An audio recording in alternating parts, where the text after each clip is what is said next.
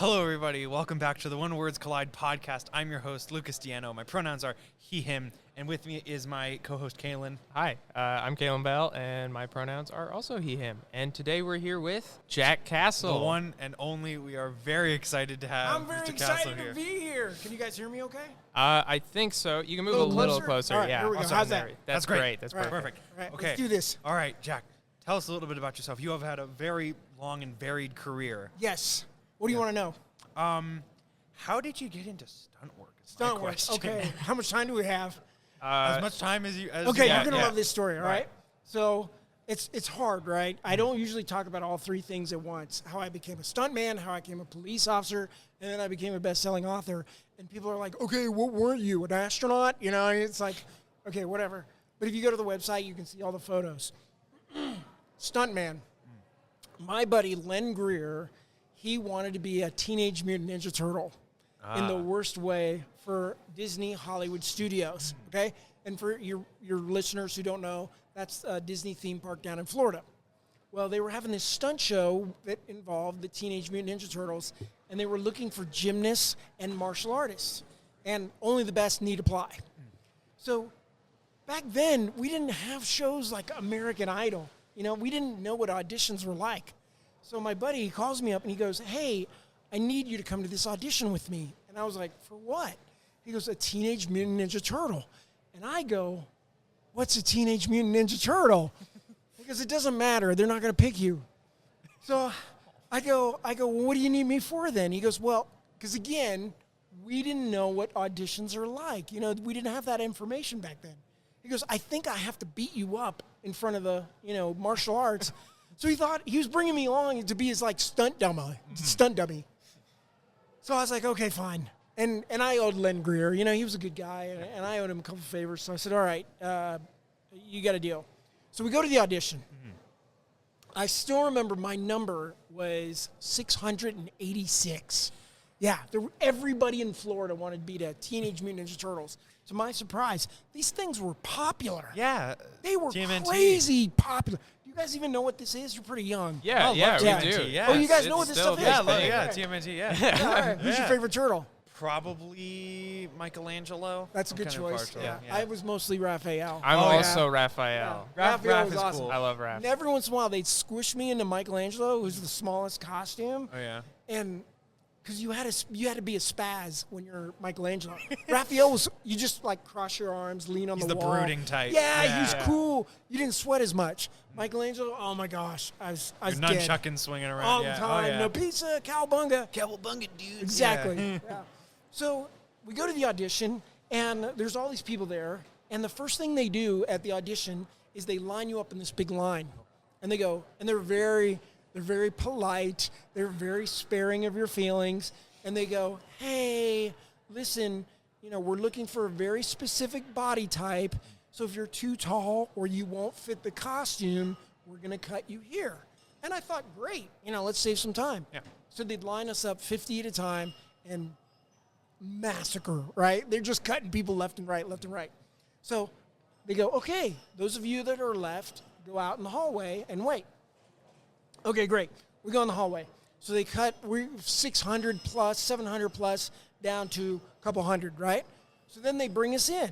And keep in mind, these are martial artists. Some of these competed in the U.S. Open. That's like Chuck Norris. That's like all the best martial artists. So they go, okay, and they line us up 50 at a time in this big room. And they bring in a dance choreographer. Yes, I said dance choreographer. So they start teaching us a dance routine. So all the martial artists and I were looking at each other like, what are you doing? So he picked up on this, the dance choreographer. He goes, look, I get it. You guys are martial artists, but I'm teaching you a simple dance combination because if you can't do that quickly, you're not going to be able to do this hard stuff. So you would be amazed it was not a good way to go because they cut really good martial artists. And I just barely got through it. My buddy Len Greer barely got through it.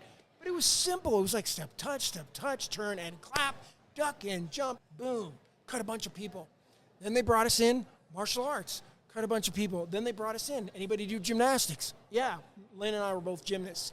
So gymnastics. Cut a bunch of people. So now here we are. We're here all day, by the way. So it's down to like 24 people. And they only are going to hire 12. And out of the 12, only 8 are actually going to work. The other 4 are like, okay, Stand if by. the 8, yeah, exactly. So that's the way they explained it to us. So they call me in, and for the first time, they call me in by myself. They've never done that. It was always in a group. So I go in there, and the Disney people, they go, hey, listen, we need you to be Goofy painting a house. And I go, what? They go, you know who Goofy is? They were not happy. Oh. They're like, you know who Goofy is? And I was like, yeah, gosh, I'm Goofy painting a house. And they're like, no, you can't talk. We need to see how you animate your body, because then we'll have an idea if you're going to animate the costume. Right. And I was like, okay. So keep in mind, I did not want to do this. Okay, I didn't even know what a Teenage Mutant Ninja Turtle was. So I start, I get my paintbrush and I start doing imaginary painting. And I remembered as a kid, Goofy was always putting his foot in stuff, So there just happened to be this wastebasket, right? Like an office wastebasket. And I put my foot in it, and it was perfect because my foot got stuck in it for real. No. So next thing you know, I'm hopping around. Gosh, I'm Goofy. And, I don't talk, but I'm animating. And then I got this bucket on my foot. And because I'm a gymnast, I back up to a table a lot like this folding table here. And I back up to the table, and I do a back somersault over the table. This is what I didn't plan. And I never told them this because they think I did it on purpose. So I do the back roll. The bucket goes straight up in the air, right? I land in a heap just like Goofy would, on the other side. Not expert, but, like, oh, gosh, I fell down, And the bucket hits the table, and it's like circling on the table like it's ready to fall. All it needs is a little nudge. So I go, boom, with my shoulder. I just nudge the table. The bucket lands upside down on my head. Oh. Yes. Perfect routine. So I'm like looking around like, gosh, who turned out the lights kind of thing. And then I hear laughter. These guys were so over this audition, the casting people, because they've been at it all day. So they go, oh my gosh, come here. So I take off the bucket, and they're like, come up to the table. And I was like, no. The girl Stacy was very specific about this. We don't approach the table, and we don't talk to you guys unless spoken to. They're like, no, it's cool. They're like, come here. And they're like, what do you think about being a Ninja Turtle? And I was like, look, man, I don't even know what a Ninja Turtle is. So usually they're like, wait in the hall, But this time they're like, would you mind? Would it be okay if you would wait in the hall? And I was like, yeah, sure. Again, I don't want to be a Ninja Turtle. I'm here for my buddy Len. I go in the hallway. Len, you're up.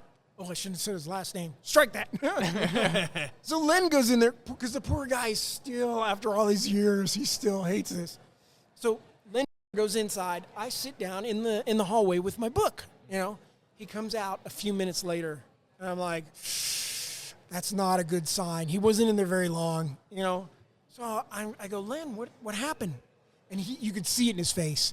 He goes, they asked me to be Tigger racing a marathon. And I was like, well, did you do it? And he's like, I didn't know what to do. I was like, you're Tigger. He bounces on his tail, bounce on your tail and just, run a marathon, grab the little baton. He's like, yeah, man, I didn't do it. I was like, okay, let's get out of here. What he said next changed the course of my life. I go, well, let's go. He goes, well, wait, you didn't get cut. And I was like, no. He goes, well, you need to go back in there, because he didn't care about me. He was like, I want to know what's next in the audition so you can tell me. And I was like, fine. So I go back in there, and I'm like, okay, what do you want the dancing monkey to do now? And they go, hey, listen, we got to tell you, we've been doing this a long time. That thing with the bucket, I don't know how you did that. That was amazing. They go, the way you animated, everything you've done, your martial arts is obviously there, your gymnast, we would like to offer you a job. So they go, sit. They had a chair for me, so I'm sitting with them. So they go, listen, we'd like to make you an offer right now. So I go, well, keep in mind, I was a young, stupid kid, okay? So I was like, well, you're looking at the youngest Home Depot department head in Home Depot. You guys have Home Depot here? Yeah. So your listeners would know what Home Depot is? Yes. Okay. Yeah. We're Home Depot fans. Okay, great. Yeah, me too. Oh, great. So I go, yeah, I'm the youngest Home Depot department lead in all of Home Depot chain, And they go, oh, nice. So they wrote down the offer, and they slid it over to me. And I said, Yeah, so I wouldn't possibly, and you know, I take the offer and I look at it. So it turns out I can start in 2 weeks, you know. So that's it. So next thing you know, I'm a Ninja Turtle. I finally figured out what that was. I watched all the stuff, you know. It was actually really cool. The fans were really cool. And then I just started learning stunt work from all the other stuntmen that worked at Disney. And they were like, oh, you should audition for these other shows.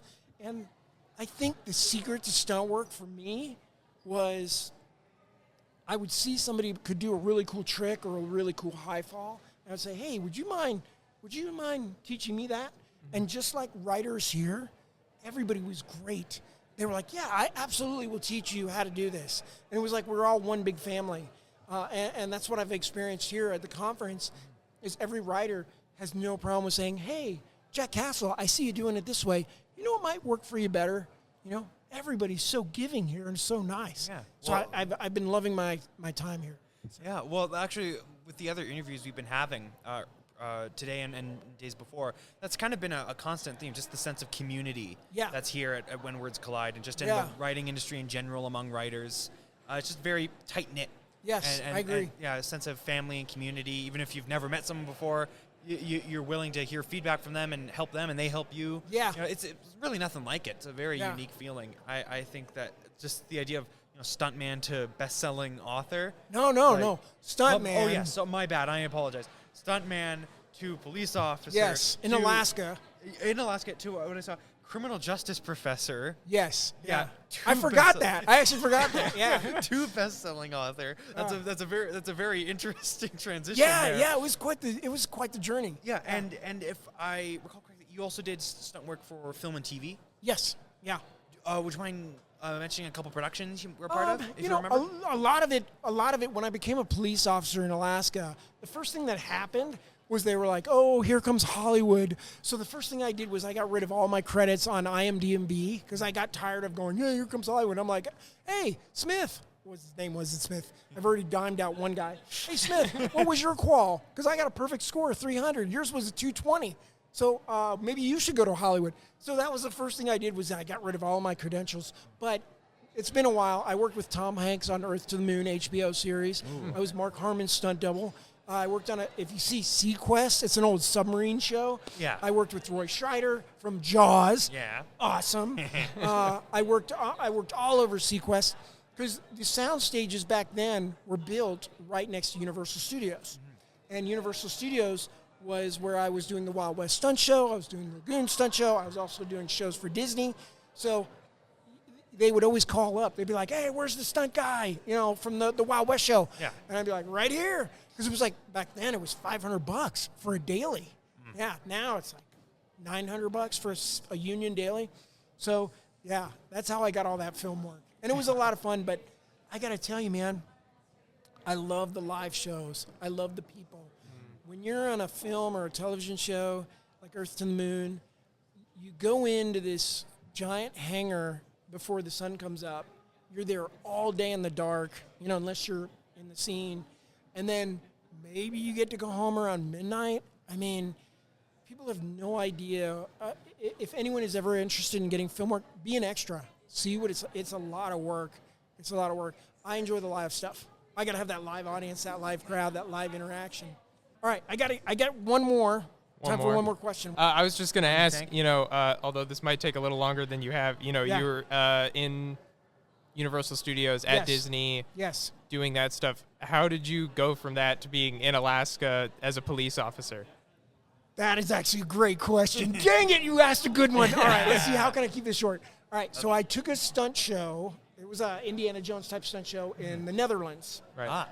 Yeah, it was a great gig because you're like Indiana Jones. You're the hero of the stunt show in Holland. Dutch people are like Canadians. They're all just wonderful, beautiful, nice people, right? Just the nicest people ever.